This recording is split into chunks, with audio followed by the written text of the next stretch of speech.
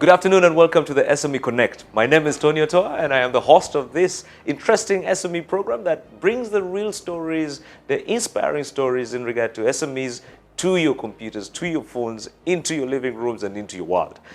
Today's show is an interesting one that we have seen evolve or change in the business space over the last 3 months. If you think about business 4 months ago and you think about it today, one thing that has been very evident is technology, innovation, and that space, we have seen it grow. In today's show, I have very interesting people who are going to really take us through this journey and see how businesses are actually taking this on board, but also to understand the success stories that are out there and how they can also inspire many businesses that are starting to get back onto their feet to be able to become more sustainable. But more important of all as well, I think, in this whole discussion is how do we leverage on technology to sustain or to make our businesses more profitable? On today's show, we are joined by Richard. And Richard is an interesting guy in the technology space all the way from UNCDF. He's a man who has been in this technology spectrum for quite some time, and he is going to tell us more about what they're doing at UNCDF to promote this whole discussion, not just nationally but also globally, but also to see ways in which we can support local businesses to take on, or how they're supporting local businesses to take on technology to improve on the livelihoods of many other Ugandans out there. Then the other person we shall be engaging with is Nick. Now, Nick is a very interesting man who, from his profile, says he was a taxi conductor. He will tell us about that, and I also wanted to know whether the taxi conductor story had technology involved in it, because right now he does a lot in terms of that technology space with the Safeboda market and also the Safeboda business, which has completely evolved and changed over time. For many of you who know Safeboda, Safeboda has over the last 3 months transformed from being a border that only carries passengers, but more of a delivery service. And this has also been enhanced by a lot of the collaborations that they've come into over the last 2 months. Then our final guest is Vaolah.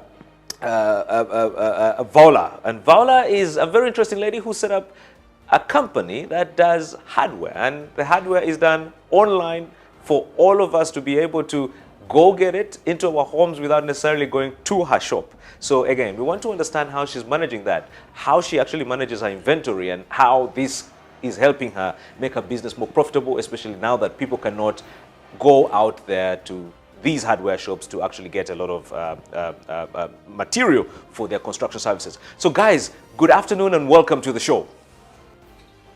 Good afternoon, Tony. Thanks for having us. Right. So Richard, Nick, Vaolah. Let me start with Richard. Richard, tell us about you, your space, how it's all about technology that you are promoting, or more of what you're promoting, and what you are doing or what you have been doing over the last 3 months. Thanks, Tony. It's a pleasure to be on this forum to discuss the subject matter.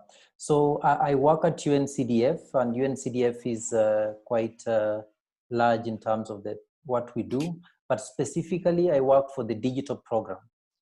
And on that program, I work as the digital economy consultant, expert.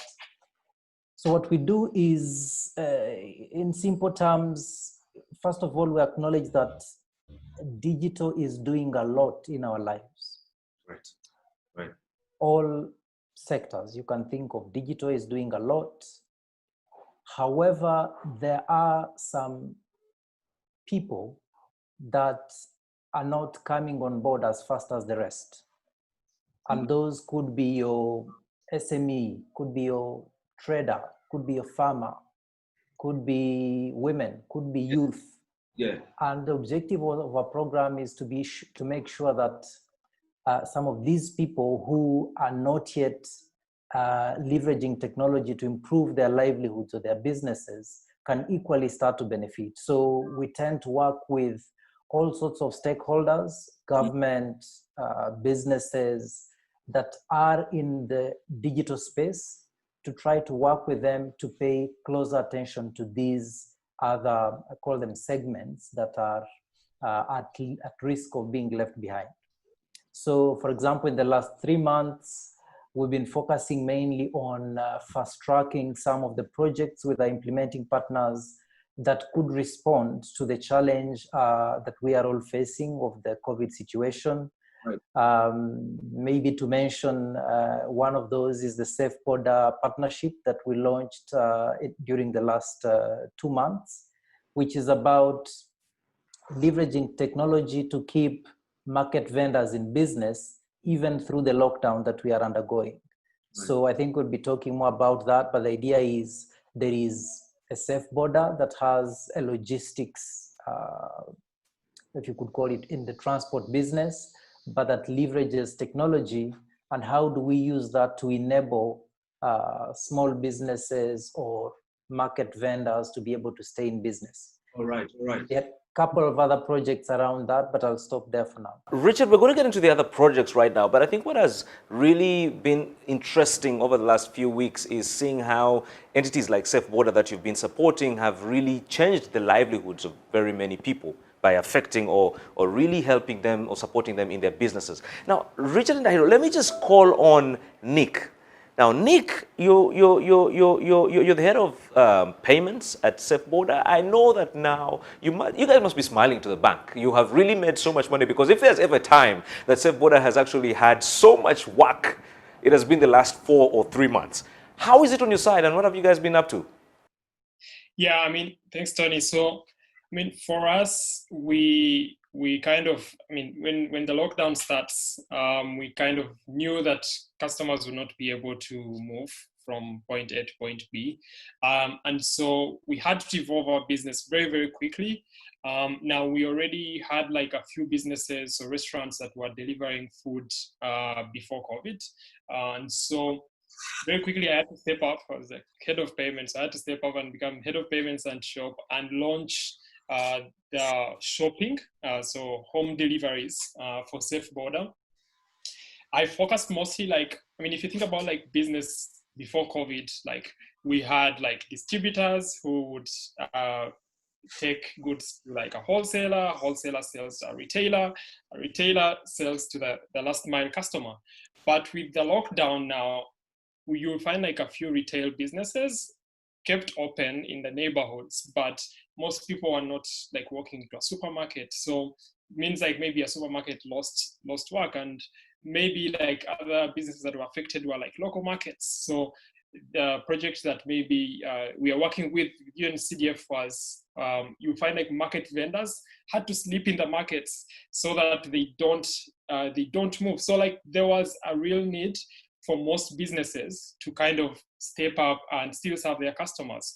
But with customers limited on movement, Safeboda had to react very quickly and start to like onboard like those businesses that have been affected. Fast track to like now, we have more than 140 businesses that have signed up and are selling. Some of those are like market vendors. And you find like market vendors who maybe were sleeping in the market or like had like limited movement, usually serve a customer who either drives to the market or sends a bike to go to the market and buy something for them. But because then also like customers who walk to the market. But because like now movement is limited, people are scared to like are trying to social distance. That person is really not selling a lot. And we've seen like some of the market vendors who before COVID were making maybe 100,000 or 200,000. Because now they have taken their business digital, they're making more than 800,000 in a single day. This is a jump from just 200,000 to that's almost, I mean, that's astronomical in a very short period of time. Yeah, I mean, it talks about like the power of like of behavior change. So like people are staying at home, they're scared of going out. They can afford maybe transportation because maybe they were driving to the market and driving back. Now they don't have to do that. Now in like 15 minutes, you can get all your fresh food, all your fruits and vegetables in your house, leveraging like the network that we had built before COVID. So you find like now, because we are not taking people, we can still take goods, we can still take food. And And of course, like businesses like that have been mostly affected can now leverage.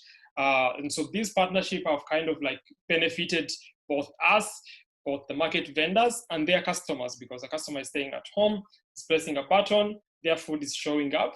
Then like a Safeboda, who also was blocked from taking people, can now still make an earning, because like they are making that transport from the market to bring your goods to your home. And so in a way, digital is kind of helping us as an economy to remain productive, which like we are seeing is not like, was not the case before. Like people would just walk there or just drive to the markets. So I strongly believe like we are going to see this shift continue, and we're going to see more businesses thinking more about like, who is our customer? Because before, you'll just open and a customer will walk in. Now you're thinking, how do I change that mindset? How do I actually start understanding who my customer is? Not to just sell products to someone who walks in, but like, I have these people who are buying from me online, and who are those people? How can we? How can I get more of them? And so I think like right now, Safeboda, of course, is like helping a lot to heavy lift and to increase customer demand for like some of the businesses that we have. But you're going to start seeing like new trends of businesses like being more digital facing. Where you used to go to a window market to buy clothes and someone is pulling you, like you're going to see a shift where like people in a window market are now live streaming their goods to people who are maybe buying online. And so I strongly believe like that is going to be a shift that we are seeing. And of course, going digital has improvements both on like the kind of orders that you're making, and the money you're making like from online. And it's also like the shift that you need to kind of reimagine your business. Right. Nick, let's just park that there, and I'll come back to you later on to follow up on some of these questions. But I just wanted just to get a really understanding from Vaolah. Vaolah Amumpaire, you are running a hardware shop online. How did you think, or when did you think that idea was actually amazingly grand for you to jump into it? Because that's an interesting innovation where many people for a long time have actually been going to the hardware shops to actually buy all their hardware material for their construction. But more so also, the issue of quality. How are you dealing with that on your side as an innovator in this area? So when is an inspiration of stories of Ugandans abroad that have always sent money back home to friends and family to help them buy construction materials, but instead this money is used by family members for their personal needs. Okay? So we've since served beyond the diaspora market to serve the Ugandans here who are busy working, who need certain items that they cannot reach. So we've since out in their normal day-to-day hardware stores, and for us to serve the who are busy work, serve people who ordinarily did not trust the system, and instead so maybe. And for us during the lockdown, a time where really did not trust the system. Maybe why should I that I can pick different items. So we've delivered convenience to them, because there is no way practically someone had to walk from one place to another to buy materials and then get them to a site. Mm-hmm. But besides the convenience that we are offering during the lockdown, we've also gone ahead to offer variety. You find that sometimes in our proximity hardware stores, there isn't much that you will find. And that's what Wena is offering. The possibility that you can find so much on just on just one platform is what we are offering as Wena Hardware. That's quite interesting. So how are you dealing with the issues of competition? How are you dealing with issues of competition? Look at yourself through the market. I mean, are you doing well? Have you made more money during these last 4 months? Do you see your future becoming more bright or brighter than before? How have you analyzed this? Yes, so first we work with partners, and for us, we are more of collaborators than competitors to the physical hardware stores. So that gives us leverage in terms of pricing, in terms of quality, something that you had also talked about. So how we work with the vendors is that we have different manufacturers who, through their value chain or their chain of distribution, then we reach out to those different distributors who we know that are the authorized distributors of those specific items, so that we don't have quality related concerns from people who are intended in buying, who intend to buy these specific items from us.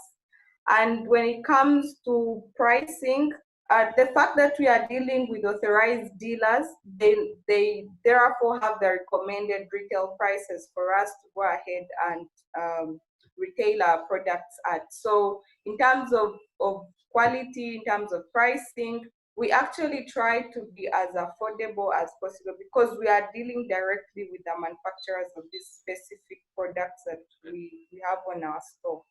Right. That's quite interesting. That's quite interesting. But again, it's because you've gone digital, and that has actually helped you improve on how you do your business. People are starting to do a lot of online activity. Let me get back to you, Richard Ndahiro. Have your priorities at UNCDF changed? Because I do not think that your priorities today are the same pre-COVID. I believe that at UNCDF now you have more than ever thought about getting more aggressive in this space. What is it that you guys are doing differently? So interestingly, us being in the digital space, our priorities haven't really changed. They have rather come to the priority list of some of our stakeholders. Because remember, in this whole situation, it has become clear that the value of going digital is actually big. You know, any business never thought of a situation where we would have a lockdown like this. So what I see, or what we see from our end, is that what was to become a long process of realization that digital is useful even to the market vendor has been fast-tracked in a few months.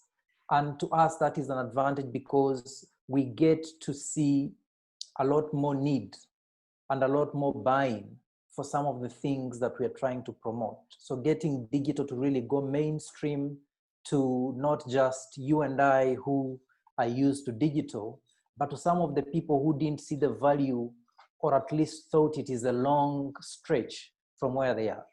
So if you think of the market vendor that Nick was talking of, who is now making 3 times more than what they were making even before this situation. So in the usual times, this person's incomes would have gone down because of the lockdown, but they've actually tripled even beyond what she was making before.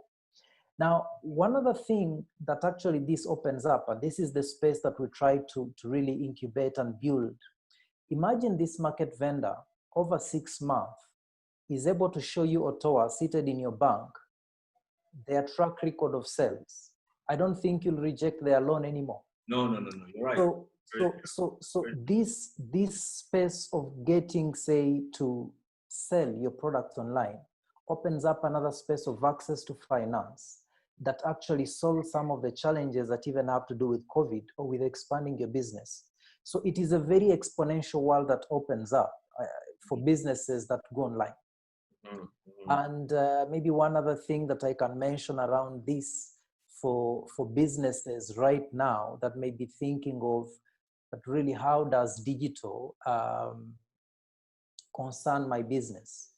And all I can say to them is just think of the whole process of how customers consume your products or your services, and think of what is at stake today, given the challenges that we are having with think of alternative ways you could do them, and see whether digital has something to offer, and try it out and see. Yeah, that's very, very true. I mean, at the Business Incubator, like I've always said, we've transformed from our lecture modes into digital spaces. And personally for us, it has been a very interesting journey because more than ever, businesses actually need to go digital to be able to become more sustainable, but also manage themselves in the most efficient manner. Which takes me back to Nick. Nick, You know, one critical question or one question that many people will ask is, okay, Safeboda is in town, they're disrupting the space, they have been disrupting the space, but the last few weeks have really proven that if you embed a lot of technology into your business, you can grow. How have you managed to do this for sustainability? Now, this is a question, by the way, that has just come in. How do you use technology to, or digital transformation to grow your business? Now, you do not have to tell us your very particular secrets, but you can give us general secrets of how this has helped you transform and how any business out there can actually transform. Yeah, I mean, so I will speak primarily. So I talked about like how, I mean, we were moving people from point A to point B. What COVID taught us was, okay, so if there's a lockdown, people cannot move from point A to point B. How do we extend our business as Safeboda to still provide for the needs of our customers? So we have over 200,000 customers who use our app every single month. How do we still serve those customers? Because if we don't do anything as a business, we can wait for when maybe people can move for us to still like go back to growing as a business, or we can look at this other opportunity, like our customers cannot move and still extend our service, which is like our logistics, which we are very good at.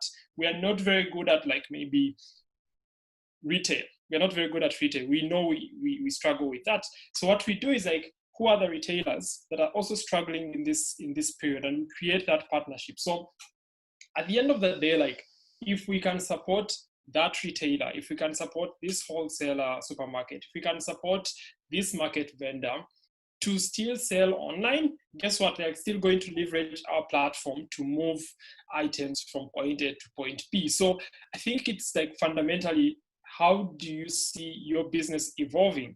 And I'm telling you, like when we start now moving people, we're going to see like more usage, because now customers don't just know us for moving people from point A to point B, which we are very good at.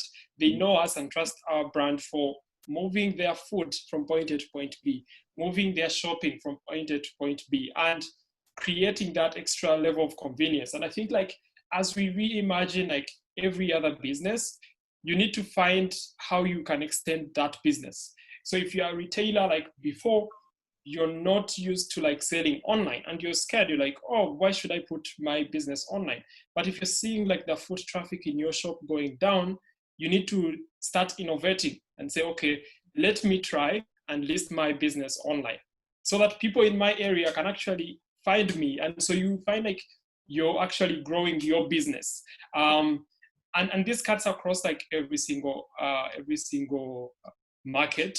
We are going to see a shift into how people thinking about things. You find that people who have been paying rent at a premium in like maybe malls are starting to rethink, do I really need to pay for this space to sell these clothes? If I list these clothes, and they're going to start, it's going to start as hybrids. So new retail is going to start as hybrids. You find some people are selling online and are selling still in the physical spaces, and they're going to see online take off because now most demand is coming from online and people still want to distance.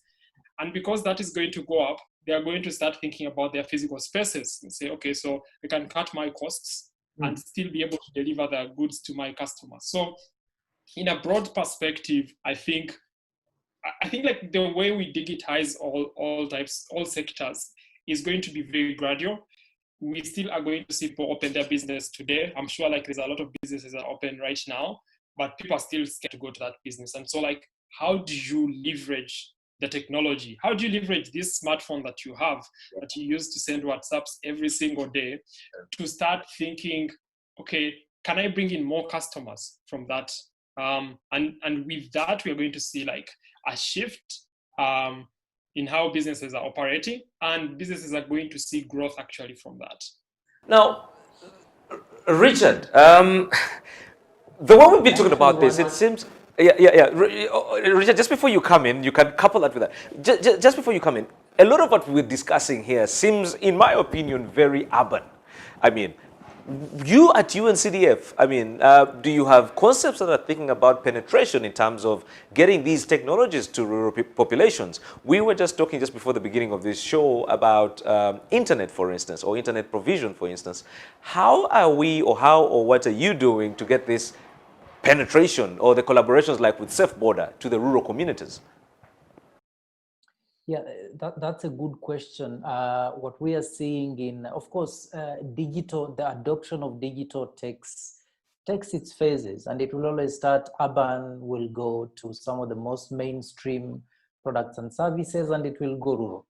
So in terms of going rural, there are challenges, but there are also quite some very interesting cases that are happening. So when you think rural Uganda, for example, the main thing that comes to mind would be agriculture, would be retail, and would be supply chains of how, for example, food comes from the smallholder farmer all the way to either a processor or to a big market or to an exporter. And I'd like to mention here that just like we partnered with Safeboda on that case of how digital can help even the market vendor, we are also partnering with some of the largest producer organizations up country. So take a producer organization X that works with 500 smallholder farmers. The question is, how can they leverage digital technology to manage better this group of farmers, be able to provide them with the services they need, be it extension services, improved inputs, and then recover back the production and provide it with the best pricing on the market, and also channel it to the best markets that are providing the best prices.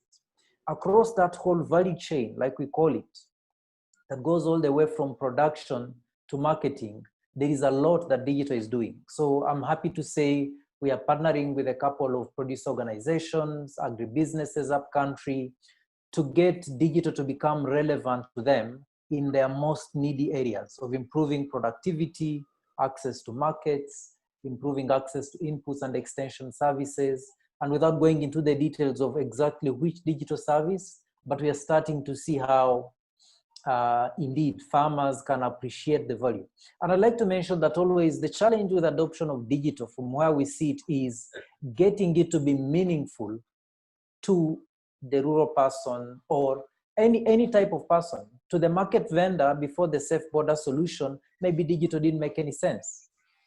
But once you provide, like we call it, a use case that talks to that type of person, then you'll see them actually struggle to trying to learn, access, and be able to use the digital solution. And that's what we are trying to do at UNCDF with a couple of partners in the space. When it comes to the hardware space, which is a very technical space for many who might not really understand the business, how would you think the same can be translated to many other businesses besides what you're doing? Are you thinking about it using the different value chains around your business, or are you thinking about it focusing also on the ecosystems around your business? How are you doing it? So just to clarify, when is an end-to-end service for construction, and that means construction financing, experts that play in the construction space, and also we have of goods. Currently, it is even very difficult to place an order if you go to China or so. That means that we are helping people reduce how much they are spending to get their stock in terms of these items that have to be imported. But also chipping on. So I'm trying to say that in the end user, we are trying to manage the costs that are involved, the back and forth, the time lags, and all that is managed when they end user. We are trying back and forth, the time. Bricks are usually made in rural areas or areas out of the city. So if if we are to involve the person making bricks and have their bricks listed on our store, it means that we are increasing on how much they can sell. Because ordinarily this person is only selling these bricks from. And here with technology, you're reaching more people even beyond your geographical setup. When it comes to construction sites, these are sites currently the trend in construction is that 85 for the urban areas. So people are building their homes, people are building maybe rentals are not in the concentrated areas, in the urban concentrated areas. So we are spreading, because if for example you're a foreman at a site and you get to realize that when just delivered items just by somebody ordering for these items on a mobile phone, then their mindset changes on how they perceive technology and how technology can actually ease different things. So for me, technology is such an enabler that I look beyond hardware industry that I'm currently very involved in, to all the other things that we can actually do. The day-to-day activities can all be digitized. Right. So before we go into a break, I'll just tell you one interesting fact. You know, at the Business Incubator, when we asked the businesses about the role of technology in their space or in their activities or operations, a huge number were not very cognizant of the fact that technology was quite important. Apart from the daily accounting and the basics, technology wasn't really at the center of a lot of their operations. And now when we ask the same question, you find that many of them are now saying it is a key priority. So I think this is an interesting conversation that I would like to get back to after the break. We are partnering rather with UNCDF for this interesting show on digitalization and also how to use digital platforms or digital innovations to leverage or grow our businesses. We are being joined by, of course, Richard Ndahiro, who works at UNCDF, and Nick, who works at Safeboda, and Vaolah, a lady, an entrepreneur who does so much around the hardware space, and again, incorporating digital methods or activities in her working space.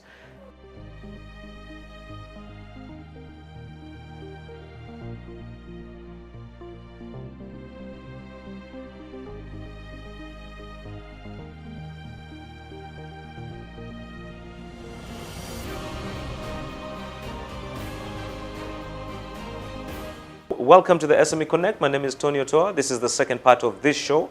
And we are joined by Richard Ndahiro from UNCDF. We are joined also by Nick from Safeboda and Vaolah from Wena Hardware.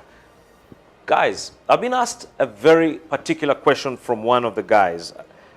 And again, these are step-to-step questions in the sense of, or the sense that they want to see or understand how to incorporate digital or digitalization within their businesses. So the first question is, how can digital transformation be improved? Now, I'll pose this first of all to Richard, because this is where you are really focused on as your role at UNCDF. So how can digital transformation be improved? And then maybe we can also have the other guys come in to explain to us in their businesses.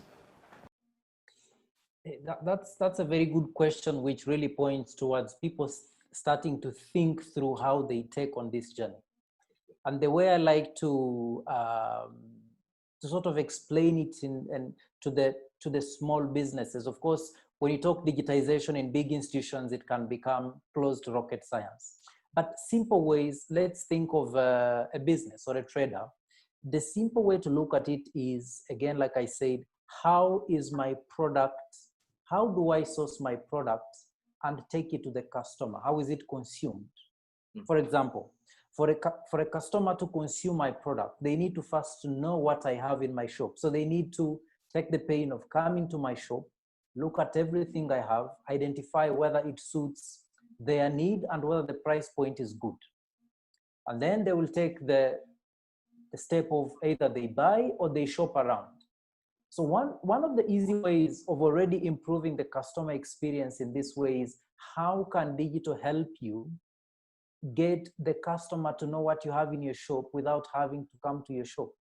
There are already very many solutions that can help you display or showcase what you have and the price point. So imagine I need to buy something, but I have to go all the way in the streets of downtown to identify which shop has the quality I want and the price point I like. And that can be digitized with simple solutions that already exist. So to get back to the question is, so really look at the different areas of how you get to acquire your customer and how you get them to consume your product. Identify which of those, I would say, are pain points or are hard. Then investigate how digital solutions can help you in that. And the good thing about today, the times we live, is that there are very many customized solutions made in Uganda, or even some not made in Uganda, but customized to the small scale trader or farmer. And there are places you can go. We have a couple of technology solution providers. We have a couple of digital technology hubs that have very many innovators in there. Go there, tell them I want to improve this aspect of my business, and you will see which solutions exist. So identify again what you want to solve for the customer, identify which solution would help you, and then negotiate with them and see how that would work for you. I would say we are living in times that are, I think, the best times for adopting technology, even for the mainstream. So again, it's really going back and understanding what the customer needs are, and then backtracking and seeing how best you can deal with that. Because I think that has been the innovation that Safeboda has pretty much done. What does the customer really want?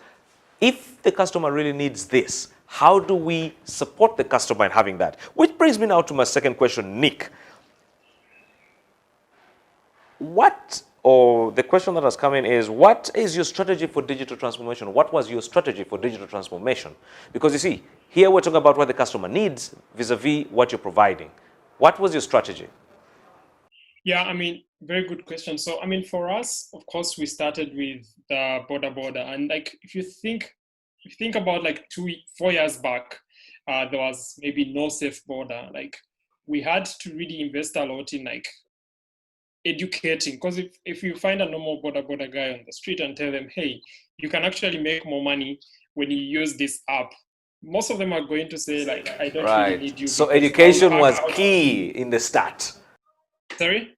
Education and teaching these guys about that technology was key at the start. Yes, education is like the first thing actually, like if you think about it. So after this guy understands how it works, goes on the streets, sees the improvement, like the kind of money that they are making, then they are going to trust it more. Then they are going to tell their friends. So that positive word of mouth is going to trickle down into like you getting more supply on the ecosystem. And then having more supply is going to mean you're seeing more people jumping on Safebodas.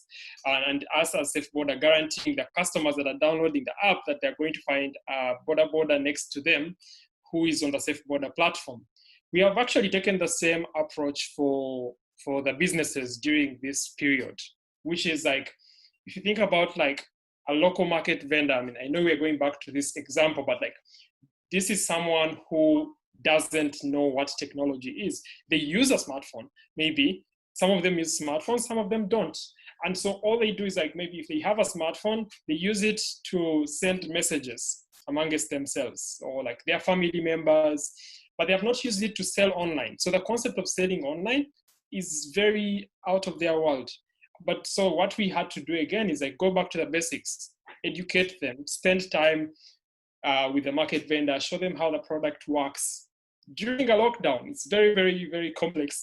But once they see how it works, then it's our job to now go look for the customers for them, because they might not be able to get the customers. And so the next step is like to convince our customers. Good thing we already had like an existing base of customers who have been using the app to get Boda. So they know kind of how it works. They know it's going to be the same concept.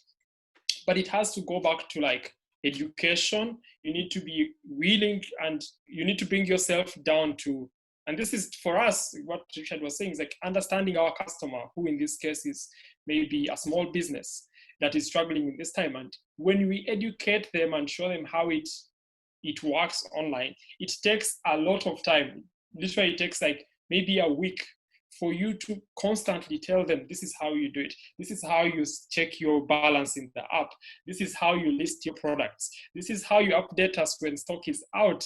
I mean, like, it's a whole different lot of things that have to go on. Like, if you think about retail as an industry, it has been around for maybe 4,000 years. Right. I don't know how many years. Like, but if you think about like now digital retail is just going to start. And so we shouldn't assume that people will download an app and know how to do it. It has to go down to like education.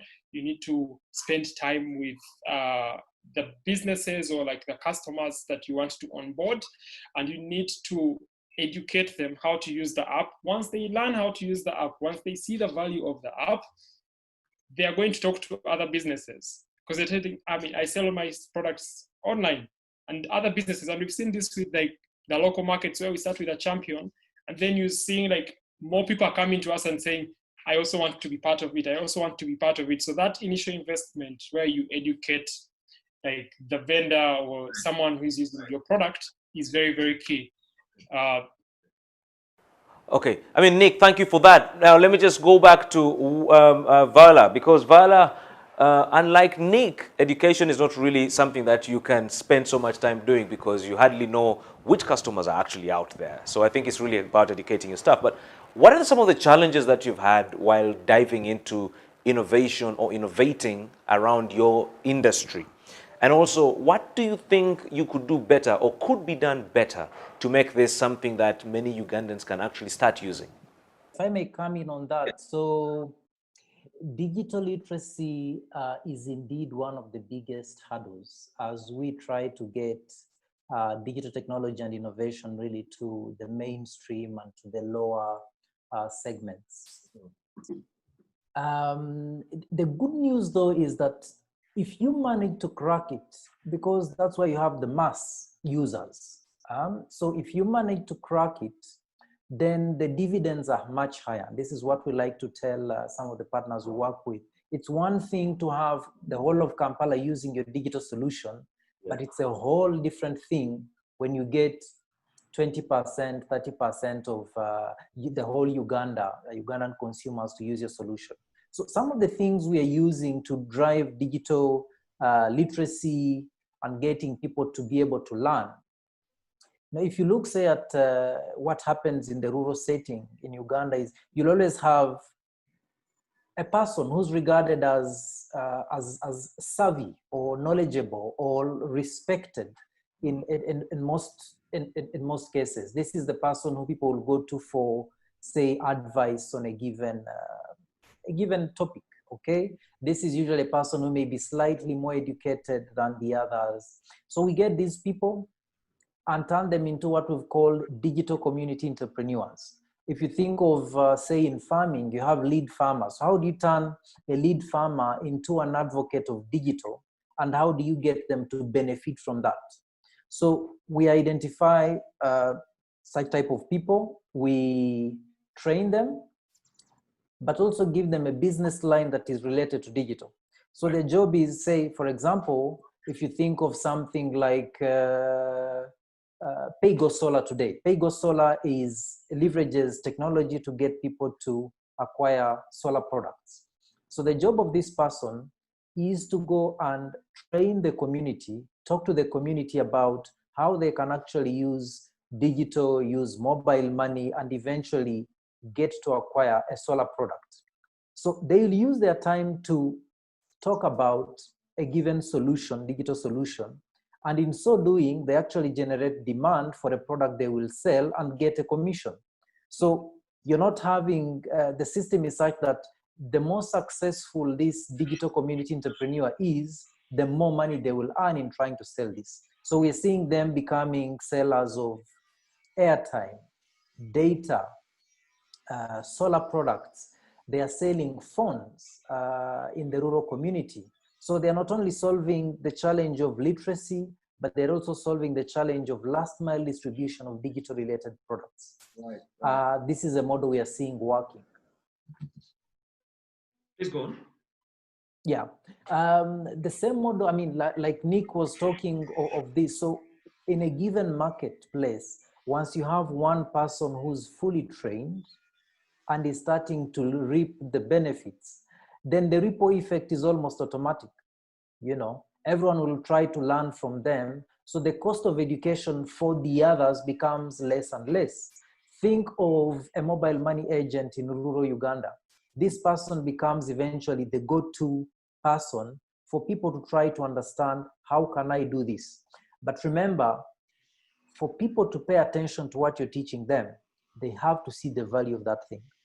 So it all goes with, is this solution relevant to me? And if it is relevant, how do I acquire knowledge about it? Right. So just park it there, and maybe just as a parting shot, I just wanted to ask each one and every one of you. Let me begin with Vaolah. What would you want to see grow in your sector, in your business or your business sector, in terms of technology moving forward? Because this is now going to become something that is crucial. Hardware World and Seroma are pretty much also jumping onto the bandwagon. I'm glad you did it before. And again, what's also interesting is that we've seen that it's always the small guys who do it before, perfect it, and then the big guys who were doing it in another old school way are now jumping on board. What would you want to see in this space?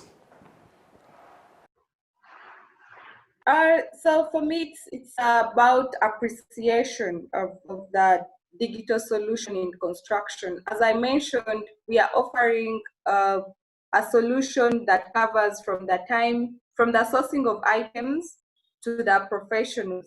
So the fact that we are cutting a lot of costs involved that would be transferred to the end user. I'm pretty convinced that the market is going to appreciate this solution, or has already appreciated this solution. But also, I think for me, it's about the players that are involved in construction to appreciate digital transformation and use it to leverage on how they do their day-to-day work. For example, if professionals in the industry go beyond just the people that know them to get new jobs, then it's a way of reaching out to bigger audiences for them to get other jobs, get more money, and be able to always be very busy. I also want to chip in on something which was about the solutions that we build. If the solutions that we build are not relatable, then people do not find the need to actually use our solutions, we as innovators or as entrepreneurs. So there is also a need to build solutions that relate to the market. It would be very good if somebody builds maybe a robot that, I don't know, does so many fancy things. But if majority of Ugandans do not see the need, then it doesn't really make sense. No, that's very, very true. That's very, very true, Vaolah. That's very, very true. Now, one last question to Nick, and it's going to be, I'll just need your 1 minute explanation of the same, or explanation of this question. I wouldn't actually call it a question. I would just say, Nick, what would be, or what could be the future for Safeboda now that we're seeing all of this happening? We've seen that you've actually incorporated new ideas. What could be the future of Safeboda? Yeah, I mean, so Tony, what we're trying to build is an app that you use every single day for everything. So we know, like, people living in urban cities, which is usually like our entry into like any market, have a lot of needs around them. And so our goal is to better understand our customers so that we can kind of provide all the necessary like things that they need to run their day-to-day lives, from transportation to shopping to food access. So I think like we have like different layers, and of course we've been pushed to like innovate a little bit faster, but we want to be able to provide and to learn more about like our customers and entrepreneurs that are leveraging our services. So really excited for like some of the work that we've done and some of the work that we're trying to accomplish. And so I think like for everyone else, like who maybe is watching, I think I've been watching the show, and like the one thing that has really stood out for me is like, what do I take home for myself? And it's like, I think you need to try to digitize a part of your business and see for yourself and learn for yourself. I guarantee you'll see like some return. And of course, like for us, we are here to help like any other business that wants to maybe try to sell online. Fantastic. Thank you so much, Nick. And lastly, Richard, as a parting shot, I know you work very much with a lot of young people who are innovative and doing a lot of innovations in this space. Do you have opportunities for them? Do you see them as being part of this whole revolution to digitize businesses to make them more sustainable? Just in 1 minute, if this is possible, they would want to know, and then we can close this. Yeah, I think at UNCDF, we see our role as really being able to catalyze those very promising ideas into solutions that can be piloted and prove their case. I think we are in a situation now where there is huge opportunity for for innovators to provide solutions for the mass market that is looking for something that works for them. So the opportunity is really right. At UNCDF, we are looking for those solutions that can really change the lives of people, not only in agriculture, but in education, in health. You've seen it for small scale businesses. So yes, we are open for those solutions that really are meaningful and can serve the currently unserved.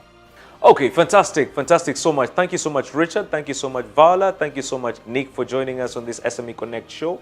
This show was in partnership with UNCDF, where we are trying to talk about digitization and how it can support your businesses to grow, to become better and more so efficient. Thank you so much, guys, for joining us on the show. And for anyone who would want to get a repeat of this show, it's on our YouTube channel, and that is SME Connect. So go on to the YouTube channel, SME Connect. You'll find all of our shows, this show, and all of the shows before. Thank you so much, and good evening.